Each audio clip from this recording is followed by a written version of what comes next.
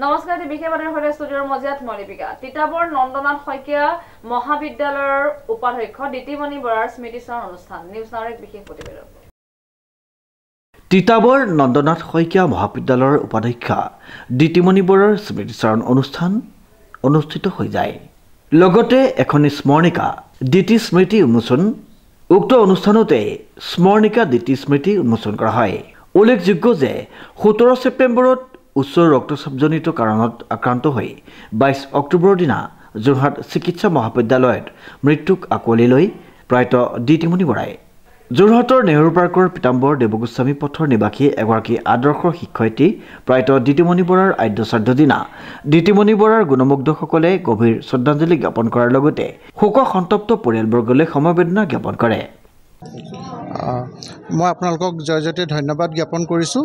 দিতিমণি বৰা প্ৰয়াত দিতিমণি বৰা ডাঙৰীয়ানীৰ পৰিয়ালৰ তৰফৰ পৰা আচলতে আমাৰ কাৰণে আজি এটা বৰ দুখৰ দিন। আমি তিতাবৰ নন্দনাথ শইকীয়া মহাবিদ্যালয়ৰ উপাধ্যক্ষা দিতিমণি বৰা ডাঙৰীয়াক অকালতে আমি হেৰুৱাব লগা হ'ল। তেখেতৰ আজি আদ্য শ্ৰাদ্ধৰ এই পবিত্ৰ ক্ষণত আমি সকলো সমবেত হৈ তেখেতৰ প্ৰতি শ্ৰদ্ধাঞ্জলি জ্ঞাপন কৰিলোঁ আৰু এখন তেখেতৰ স্মৰণিকা আমি উন্মোচন কৰিলোঁ। এই স্মৰণিকাখনি অলপতে আমাৰ অনুষ্ঠানত উন্মোচন কৰা হ'ল। ইয়াৰ পৃষ্ঠপোষক হিচাপে আছিল তিতাবৰ ঠেঙাল কছাৰী সাহিত্য পৰিষদৰ সন্মানীয় সভাপতি কুমুদ কছাৰী ডাঙৰীয়া আৰু আমি এখন আহ্বায়ক সমিতি গঠন কৰি লৈছিলোঁ। আমি কেইবাজনো আছিলোঁ এই আহ্বায়ক সমিতিত। গতিকে এই কম সময়ৰ ভিতৰতে আমি দিতিমণি বাৰ যি গুণমুগ্ধ সেই ছাত্ৰ ছাত্ৰী আছিল, সহকৰ্মী আছিল, সকলোৰ পৰা আমি লেখা সংগ্ৰহ কৰি তেখেতৰ আমি কৰ্মৰাজি সম্পৰ্কে এটা আলোকপাত কৰিবৰ কাৰণে যত্ন কৰিলোঁ। কম সময়ৰ ভিতৰত কৰাৰ কাৰণে হয়তো কিবা খুটি নাটি নিশ্চয়কৈ ৰৈ যাব। সকলোৰে হৈ মই আমাৰ এই আহ্বায়ক সমিতিৰ হৈ আমি আপোনালোকৰ সকলো ক্ষমাপ্ৰাৰ্থী। গতিকে আশা কৰিম যে তেখেতৰ যি কৰ্মৰাজি, বিশেষকৈ তেখেতে ছাত্ৰ ছাত্ৰীসকলৰ মাজত অতি জনপ্ৰিয় আছিল, এগৰাকী দক্ষ শিক্ষক আছিল। মূলতঃ এইটোৱে তেখেতসকলৰ এটা ভূষণ আছিল আচলতে। আৰু বহুত তিতাবৰ অঞ্চলৰ দৰিদ্ৰ পৰিয়ালৰ বহু ছাত্ৰ ছাত্ৰীক তেখেতে আৰ্থিকভাৱেও মানসিকভাৱেও তেখেতে সহায় সহযোগিতা কৰি তেখেতসকলক কেনেকৈ আগবঢ়াই লৈ যাব পাৰি সেইটো তেখেতসকলে তেওঁ অহোপুৰুষাৰ্থ কৰিছিল। আৰু সেই গুণটোৰ কাৰণে আচলতে ছাত্ৰ ছাত্ৰীৰ মাজত দিতি বাইদেউ বৰ জনপ্ৰিয় আছিল। আৰু বাইদেউ আচলতে প্ৰখৰ আচলতে বুদ্ধিসম্পন্ন এগৰাকী মহিলা আছিল। তেখেতৰ বিদ্যায়তনিক যি প্ৰখৰতা, ইংৰাজী ভাষাত যি দখল, সেইটো মই আৰু কৈ আপোনালোকক আচলতে মোৰ দৃষ্টতা নাই সেইটো বিষয়ে কোৱাৰ।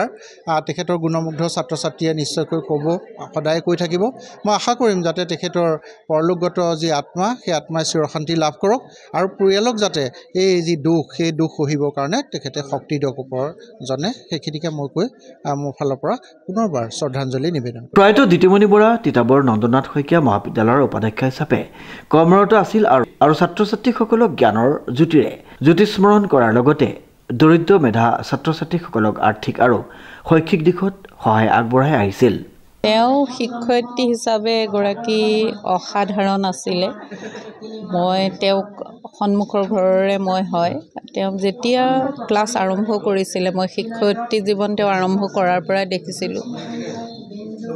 বৰ সুন্দৰকৈ যিখিনি ল'ৰা ছোৱালীয়ে বুজা নাছিলে সেইখিনি বুজাই এগৰাকী সফল শিক্ষয়িত্ৰী হিচাপে তেওঁৰ নাম সদায় সোণালী আখৰে লিখা থাকিব, প্ৰত্যেকৰে হৃদয়তে থাকিব। ৰাতিপুৱা 4:30 বজাৰ পৰা তেওঁ প্ৰথম টিউশ্যন ক্লাছ যেতিয়া আৰম্ভ কৰিছিলে, যিবিলাকৰ ছাত্ৰ ছাত্ৰীৰ আশোহা আছিলে খুব নিয়াৰিকৈ বুজাই তেওঁ অন্তৰত সহজে বুজি পোৱাকৈ তেওঁলোকে লিখি পৰীক্ষাত সফলতা অৰ্জন কৰিছিলে। সেইখিনি তেওঁৰ সেই ছাত্ৰ ছাত্ৰীসকলৰো সৌভাগ্য। আৰু যিখিনি ল'ৰা ছোৱালী আজি একোখন ঠাইত তেওঁৰ শিক্ষাৰ অৰিহণাৰে সফল হৈ আজি এগৰাকী দক্ষ কৰ্মকৰ্তা হিচাপে অসমৰ লগতে ভাৰতৰ বিভিন্ন ঠাইত বিদেশতো কৰ্মৰত। তেওঁ অসুখ হৈ থাকোঁতে তেওঁৰ যেতিয়া অপাৰেশ্যনৰ পৰা উলিয়াই নিছিলে, তেওঁৰে 4জনমান ষ্টুডেণ্ট চিকিৎসক আহি তেওঁক শুশ্ৰূষা কৰিছিলে আমাৰ মেমৰ কাৰণে। তাৰপিছত ধাৰাসাৰে হস্পিটেললৈ যেতিয়া আহিছিলে ছাত্ৰ ছাত্ৰী, তাৰ কথা আৰু বেলেগকৈ দোহৰাৰ প্ৰয়োজন নাই। আজি তেওঁৰ আদ্য শ্ৰাদ্ধ আমাৰ কাৰণে এগৰাকী বৰ দুৰ্ভাগ্য। আমাৰ সকলোৰে আগন্তুক যি ছাত্ৰ ছাত্ৰী আহিছে দিদিমণি মেমৰ ওচৰত পঢ়িবলৈ বহুত আগ্ৰহী আছিলে কিন্তু সকলোৰে সৌভাগ্য নহ'ল তেওঁৰ ভগৱানে ইমানতে তেওঁৰ সমাপ্ত হ'ল তেওঁৰ মানে জীৱনৰ এয়াই আমি তেওঁৰ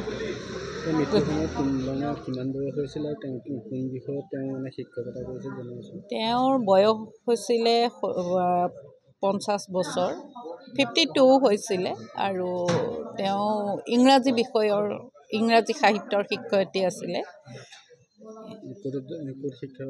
তেওঁ নন্দনাথ শইকীয়া মহাবিদ্যালয় তিতাবৰ নন্দনাথ শইকীয়া মহাবিদ্যালয়ৰ বৰ্তমান উপাধ্যক্ষ হিচাপে আছিল দিতিমণি বৰাৰ শ্ৰদ্ধাঞ্জলি অনুষ্ঠানত গুণমুগ্ধ আৰু ছাত্ৰ ছাত্ৰীসকলৰ লিখনিৰে প্ৰকাশিত হোৱা ডিটি স্মৃতি নামেৰে এখনি স্মৃতি গ্ৰন্থৰ উন্মোচন কৰা হয় উক্ত অনুষ্ঠানতে অসম জাতীয়তাবাদী যুৱ ছাত্ৰ পৰিষদ যোৰহাট জিলা সমিতিয়ে শোকবাৰ্তা প্ৰদান কৰি সমবেদনা জ্ঞাপন কৰে দিতিমণি বৰা বাইদেউ আচলতে মোৰ পৰিয়ালৰ সদস্য আছিলে যদিও আমাৰ কোনো ধৰণৰ তেজৰ সম্পৰ্ক নাছিলে তেওঁৰ লগত মোৰ আত্মিক সম্পৰ্ক আমি খাপ খাই আহিছিলোঁ তেওঁ মোৰ মাতৃৰ দৰে আছিলে বান্ধৱী আছিলে ভগ্নী আছিলে তেখেতৰ বিয়োগত মই অতি মৰ্মাহত হৈছোঁ আশা কৰিছোঁ তেওঁ কৰ্মৰাজিৰে ভৱিষ্যতৰ জীৱনত তেওঁ জিলিকি ৰওক তেওঁ আদৰ্শৰাজি তেওঁৰ ছাত্ৰ ছাত্ৰীসকলে আৰু তেওঁৰ শুভাকাংক্ষীসকলে আগবঢ়াই নিয়ক মোৰ পৰিয়ালৰ ফালৰ পৰা মই তাকে কামনা কৰিছোঁ শ্ৰীমন্ত মাধৱ বৰুৱাৰ ৰিপৰ্ট নিউজ নাও